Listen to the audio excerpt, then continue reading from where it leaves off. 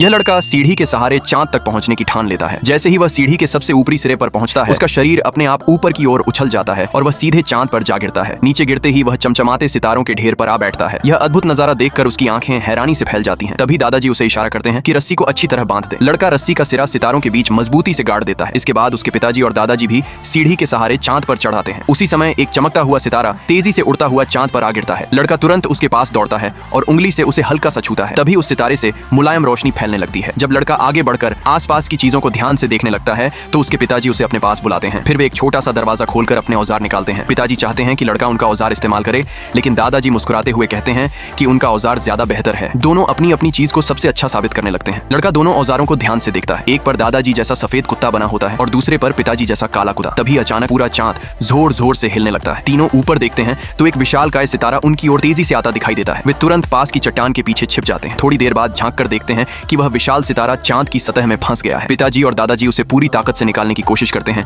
लेकिन वह जरा भी नहीं हिलता। तब लड़का उसके पास जाता है और हल्के से उसे थपथपाता है। अचानक उसके चारों ओर हल्की चमकदार रोशनी फैल जाती है। लड़के के दिमाग में एक तरकीब आती है। वह उस विशाल सितारे पर चढ़ जाता है, उसे ध्यान से परखता है और फिर अपनी छोटी हथौड़ी निकालकर एक खास जगह पर जोर से चोट करता है। अगले ही पल तेज रोशनी चमकती है और विशाल सितारा टूटकर हजारों छोटे छोटे चमकते सितारों में बिखर जाता है। यह देखकर पिताजी और दादाजी दंग रह जाते हैं। अपने होशियार और समझदार बेटे को देखकर दादाजी गर्व से मुस्कुरा उठते हैं। इसके बाद तीनों मिलकर पूरे चांद की सफाई करते हैं। लड़का न तो पिताजी का औजार इस्तेमाल करता है और न ही दादाजी का, बल्कि अपनी समझदारी से काम पूरा करता है। काम खत्म होने के बाद वे अपनी नाव में वापस लौट आते हैं। दादाजी प्यार से लड़के के कंधे पर हाथ रखते हैं, जबकि पिताजी उसके सिर पर हाथ फेर कर उसकी तारीफ करते हैं। उनकी इस मेहनत की वजह से पहले जैसा पूरा गोल चांद अब बदलकर एक सुंदर अर्धचंद्र बन जाता है।